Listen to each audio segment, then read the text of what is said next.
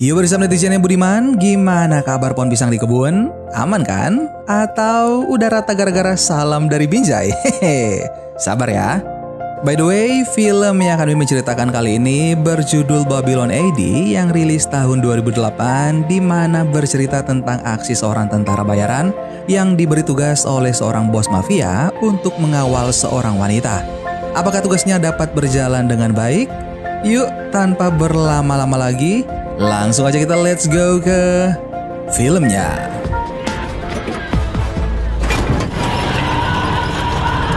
Hai guys, buat kalian yang ingin tahu, gue akan tunjukin ke kalian seperti apa sih platform investasi trading yang adil dan dapat dipercaya. Yang pasti, platform yang bisa bantu gue untuk mendapatkan income tambahan, yaitu Binomo. Binomo adalah sebuah aplikasi investasi trading yang adil.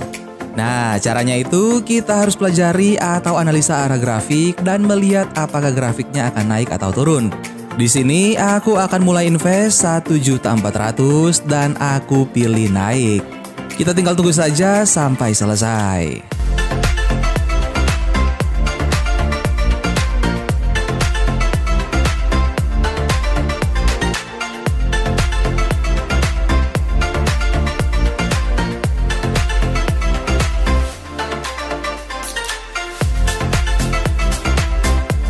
Yes, sukses guys. Investasi di Binomo bisa banget buat jadi kesibukan atau aktivitas baru gue dan untuk nambah-nambah income tambahan.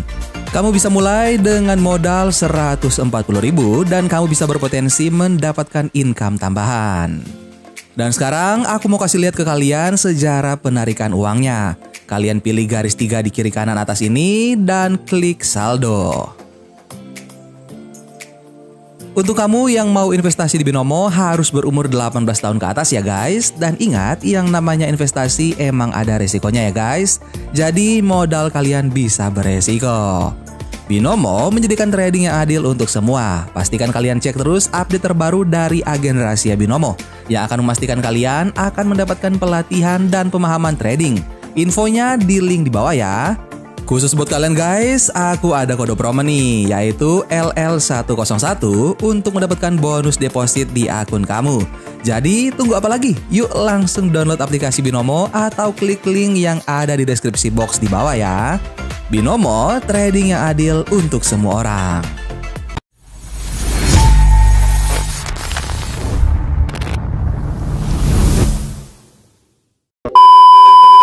Film diawali dengan menampilkan seorang pria yang terbangun dari tidurnya sambil memegang pistol. Ia bernama Torop. Torop menatap keluar ruangan lalu makan dan menyalakan rokok. Setelah itu, Torop pergi melewati hujan dan orang-orang bersenjata. Ia memukul seorang pria yang menjual pistol palsu kepadanya.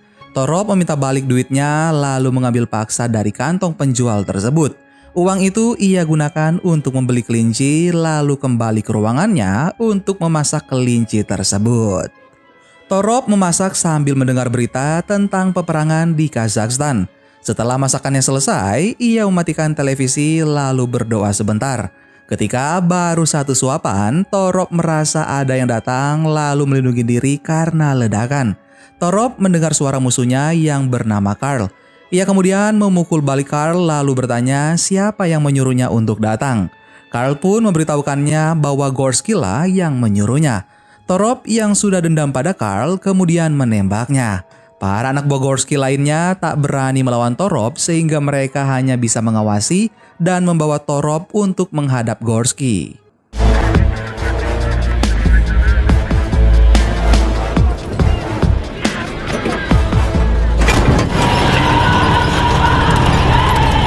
Pun berpindah menampilkan Torop yang berbicara dengan Gorski. Gorski menawarkan kerjasama, yaitu menjadikan Torop sebagai penyelundup yang membantu seorang gadis pergi ke Amerika dalam waktu 6 hari. Torop menolak tawaran Gorski dengan alasan bahwa ia tak bisa pergi ke Amerika karena identitasnya yang dicap sebagai teroris dan paspor Amerika yang tak lagi ia miliki. Gorski memberikan sebuah solusi, yaitu dengan memberikan sesuatu yang harus ia suntikan jika sudah berhasil melewati perbatasan. This is not a fake. You have to make a choice. Torop menerima kesepakatan itu dengan syarat Gorski membayarnya $500 miliar. Permintaan Torop diterima oleh Gorski dengan senang hati. Scene berpindah pada Torop yang ditinggalkan di suatu tempat, lalu datanglah helikopter yang membawa mobil berjaring. Torop masuk ke dalam mobil itu, lalu ia diangkat melewati kota menuju suatu tempat. Pada keesokan paginya, Torop terbangun lalu keluar dari mobil tersebut. Ia melihat suatu biara di tepi danau. Seorang suster kemudian datang lalu memperkenalkan dirinya yang bernama Rebecca. Torop berkata bahwa ia datang untuk menjemput seorang gadis, lalu Rebecca membalas bahwa kemanapun gadis itu pergi, ia akan selalu mengikutinya. Rebecca memberikan perintah agar Torop menjaga gadis tersebut dari segala mara bahaya dan juga pengaruh buruk dari dunia luar. Torop tersenyum meremehkan setelah mendengar perintah suster Rebecca. Ia berkata bahwa jika nantinya Rebecca terlalu banyak gaya, maka ia akan meninggalkan mereka. Suster Rebecca kemudian kembali ke biara untuk menjemput gadis tersebut. Selagi Rebecca pergi, Torop membuka peta untuk memeriksa tujuan mereka. Di sisi lain, suster Rebecca berpamitan dengan suster lainnya. Ia kemudian berjalan mendekati Torop. Gadis yang akan diantar oleh Torop menyapanya dan ia bernama Aurora. Mereka kemudian berangkat melewati jalan sempit. Setelah menempuh perjalanan jauh, mereka akhirnya sampai di Kazakhstan. Aurora melihat orang-orang yang berlari menyentuh mobil mereka. Torop kemudian berhenti di stasiun kereta, lalu keluar mengambil pistol untuk berjaga-jaga. Mereka melewati kerumunan orang, lalu tanpa membayar. Torop mengambil pakaian dengan sembarangan, kemudian memberikannya pada Aurora. Tanpa mereka sadari, ada orang tak dikenal yang mengawasi setiap pergerakan mereka. Aurora berjalan berdampingan dengan Rebecca. Ia memperhatikan setiap sudut pasar yang sangat padat. Salah satu yang mencuri perhatiannya adalah 2 harimau di kandang. Aurora pun berjalan ke arah kandang itu, namun Torop datang mencegatnya. Torop mengajak mereka untuk mengantri. Aurora melihat ke kanan dan ke kiri dan tiba-tiba ia merasa sesak lalu berlari sambil ketakutan. Rebecca menyusul Aurora, lalu Torop memaksa untuk kembali mengantri, namun Aurora berkata, "Jangan pergi ke arah sana." Torop pun bingung apa yang terjadi pada Aurora. Tak lama kemudian bom meledak. Bom itu mengenai kerumunan orang yang mengantri. Mereka pun kembali berjalan melewati gerbong yang kosong lalu masuk ke dalam kereta. Saat berada di dalam kereta, Torop mencoba untuk membeli 3 kursi dari satu keluarga. Namun mereka tak mengerti bahasanya. Kemudian Aurora berbicara dengan mereka dengan bahasa yang sama sehingga mereka pun mengerti lalu memberikan kursi kosong untuknya. Scene berpindah di negara Rusia. Orang-orang keluar dari kereta. Torop pergi ke sebuah klub untuk bertemu teman lama. Sebelum masuk, seluruh pakaiannya diperiksa dan terpaksa meninggalkan tas serta senjata yang ada di celananya. Torop menyapa temannya itu yang bernama Vin. Ia menyampaikan keperluannya yaitu 3 karcis untuk naik perahu dan 2 kendaraan salju. Setelah berbasa-basi singkat, akhirnya Torop mendapatkan apa yang ia inginkan. Ketika mereka hendak pergi, muncullah beberapa orang yang mengincar Aurora. Mereka menawarkan uang $1 juta agar Torop mau menyerahkan Aurora tanpa perkelahian. Torop pun terdiam dan ia menolak tawaran mereka, lalu tanpa pikir panjang menghamburkan seluruh uang tersebut kemudian berlari bersama Aurora dan juga Rebecca. Rebecca dan Torop mengatasi serangan lawan tanpa menggunakan senjata, sedangkan Aurora dibawa masuk oleh seorang petarung. Torop yang mendengar teriakan Aurora segera menyelamatkannya. Namun dengan masuknya Torop ke kandang pertarungan, ia dianggap telah menantang si petarung. Orang-orang berteriak girang karena akan menyaksikan pertarungan epik. Si petarung yang menyerang kemudian dibalas oleh Torop. Aurora pun hanya menangis ketakutan. Lalu Torop mencekik leher si petarung hingga ia hampir meninggal. Aurora segera menghentikan Torop dan ia berkata bahwa si petarung bukanlah orang jahat, melainkan orang yang sudah menyelamatkannya. Setelah pertarungan selesai, datanglah orang-orang tadi yang mengaku sebagai suruhan dari ayah Aurora. Karena Aurora penasaran terhadap siapa ayahnya, ia pun mengikuti para pria itu. Rebecca berusaha menghentikan Aurora, namun ia tidak bisa. Mereka pun segera mengejarnya lalu mengambil senjata dari seorang petugas. Orang-orang itu berjalan membawa Aurora. Ketika Torop berada di dekat mereka, ia menembak satu orang yang berjaga. Aurora pun tak tega dan ia memilih untuk kembali agar tak ada yang menjadi korban.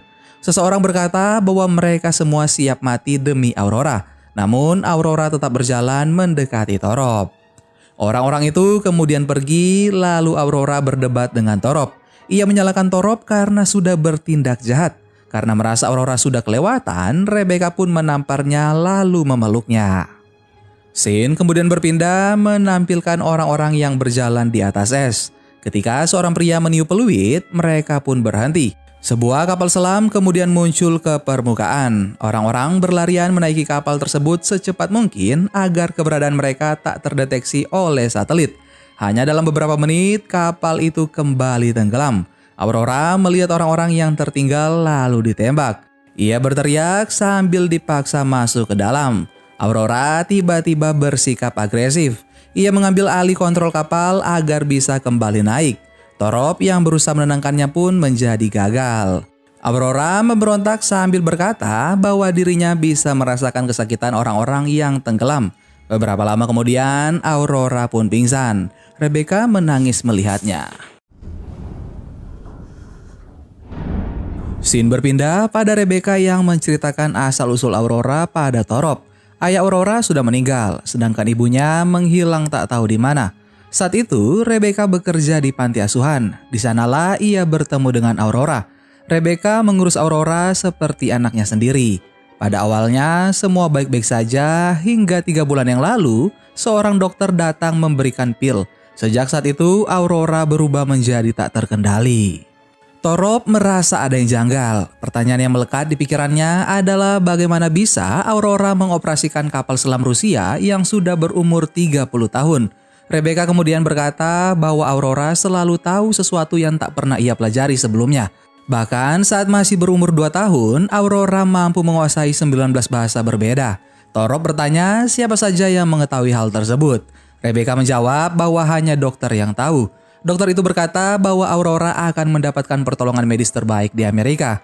Oleh sebab itulah mereka pergi ke sana. Scene pun berpindah menampilkan Torop dan Finn yang berkendara di atas salju. Mereka melihat beruang kutub yang mati akibat ulah lebah petarung. Siapapun yang terdeteksi melewati perbatasan akan ditembak. Aurora menatap jauh, lalu melihat kedatangan lebah petarung. Torop pun menancap gas, lalu 2 ledakan hampir saja mengenai mereka. Aurora terpaksa pindah posisi ke motor Finn, sedangkan Torop mengalihkan perhatian lebah petarung. Ia melompat dari tebing untuk menghindari peluru lalu menembak pesawat tersebut. Lebah petarung lainnya datang mendekati Aurora. Ia kemudian berteriak meminta bantuan Torop dan Torop pun datang, namun ia terkena ledakan tersebut bersamaan dengan hancurnya lebah petarung. Aurora dan Rebecca pun segera turun lalu memeriksa keadaan Torop. Aurora mengeluarkan pecahan logam dari tubuh Torop, sedangkan Finn mengawasi kedatangan lebah petarung lalu menodongkan pistolnya dan mengancam akan membunuh mereka jika Aurora tidak memberikan paspornya. Tindakan Finn membuat Torop bangun lalu menembaknya hingga meninggal. Scene lalu berpindah menampilkan Torop yang menembak kelinci lalu menjadikannya makan malam. Aurora menjahit luka Torop lalu mereka beristirahat sejenak di perbatasan sambil bercanda dan tertawa. Namun kebahagiaan itu sirna ketika Aurora berkata bahwa mereka akan mati bersama di Amerika. Keesokan harinya mereka pergi ke penginapan. Torop menyuntikkan sesuatu yang diberikan oleh Gorski. Rebecca kemudian datang memberitahu bahwa mereka akan pergi 30 menit lagi. 30 minutes. The bus leaves in 30 minutes. Di sisi lain, terdapat nenek tua bernama Charlotte menerima informasi dari anak buahnya mengenai kedatangan Aurora. Scene lalu berpindah pada Aurora yang menaiki pesawat dan akhirnya sampai di New York.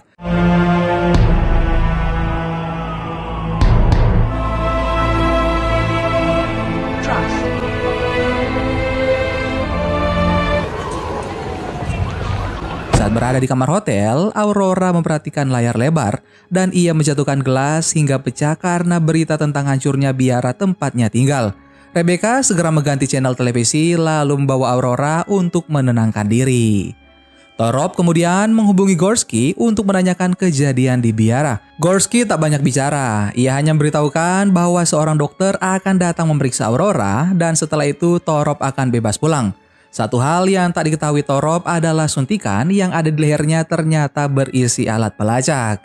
Di sisi lain, Rebecca memberikan pengertian pada Aurora bahwa hancurnya biara adalah sebuah kecelakaan.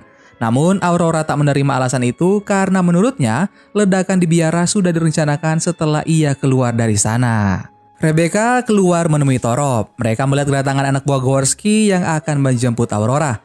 Torop berkata kepada Rebecca bahwa perjalanan jauh yang sudah mereka tempuh ternyata hanyalah misi bunuh diri. Tak lama kemudian, pintu diketuk oleh seorang dokter. Dokter itu melarang Rebecca untuk masuk ke ruangan. Ia memeriksa keadaan Aurora lalu memasukkan jarinya ke suatu alat. Aurora berkata bahwa dokter itu adalah orang jahat. Namun sang dokter hanya diam lalu pergi. Torop bertanya pada dokter itu apa yang salah dengan Aurora. Namun ia tak menjawab. Torop pun memaksanya tetapi dokter itu tetap diam sehingga Rebecca melerai perkelahian dan membiarkan dokter itu keluar. Torop memarahi Rebecca, lalu pintu kamar terbuka dan keluarlah Aurora yang berkata bahwa ia hamil anak kembar. Rebecca tercengang dan ia tak percaya akan perkataan Aurora. Aurora kemudian menjelaskan bahwa banyak orang mengincar bayinya. Sedangkan di sisi lain, Torop mendapat panggilan dari pimpinan Neolite yang memerintahkannya untuk membawa Aurora ke dalam limousin. Sekeluarnya dari hotel, mereka disambut oleh pria bertopeng dan juga dokter. Ketika Aurora hendak masuk ke limousin, Torop menyerang dengan cepat lalu membawa Aurora dan Rebecca untuk bersembunyi. Terjadilah perkelahian hebat di pusat kota. Sebuah misil diluncurkan untuk mengincar Torop. Torop kemudian pergi lalu menutup berangkas mobil sehingga ledakan itu tak mengenainya. Aurora berjalan sendirian sedangkan Torop dan Rebecca melawan musuh dengan penuh kesungguhan demi melindungi Aurora.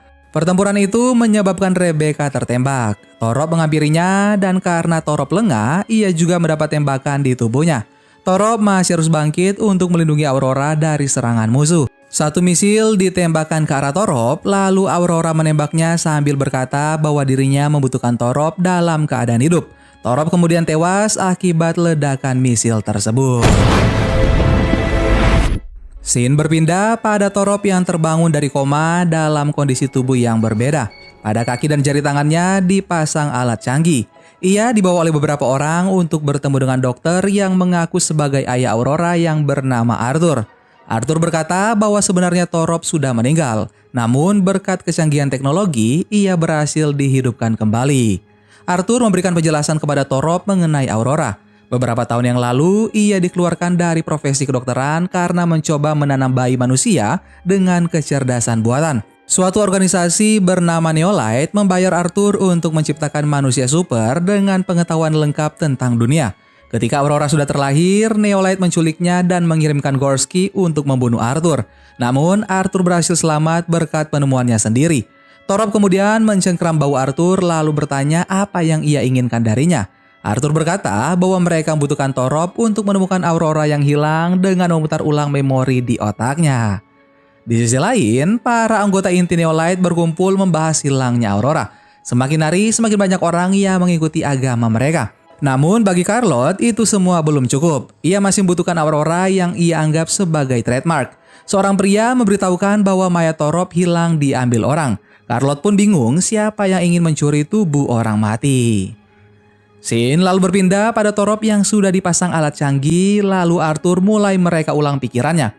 Tubuh Torop menegang dan bergetar. Arthur memperlambat rekaman untuk melihat Aurora yang menembak perut Torop. Satu hal yang hampir terlewatkan adalah ketika misil itu meledak tepat di hadapan Aurora, ia memberikan perintah untuk Torop agar pulang ke rumah.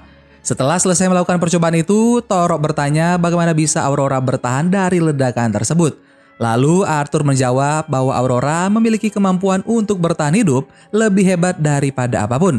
Itulah sebabnya mengapa Neolite sangat mengincar Aurora untuk dijadikan Tuhan bagi agama yang mereka ciptakan.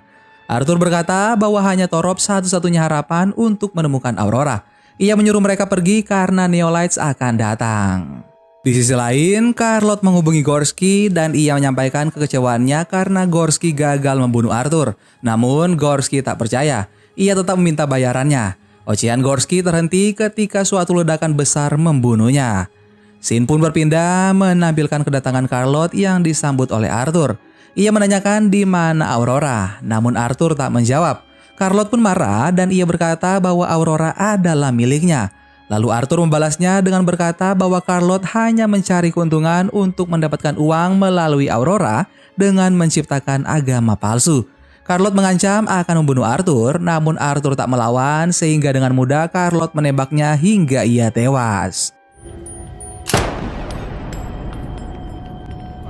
He knows where she is. Scene kemudian berpindah pada dua mobil yang berisi Torop serta para anak buah lainnya. Mereka masuk ke suatu jalan di tengah hutan.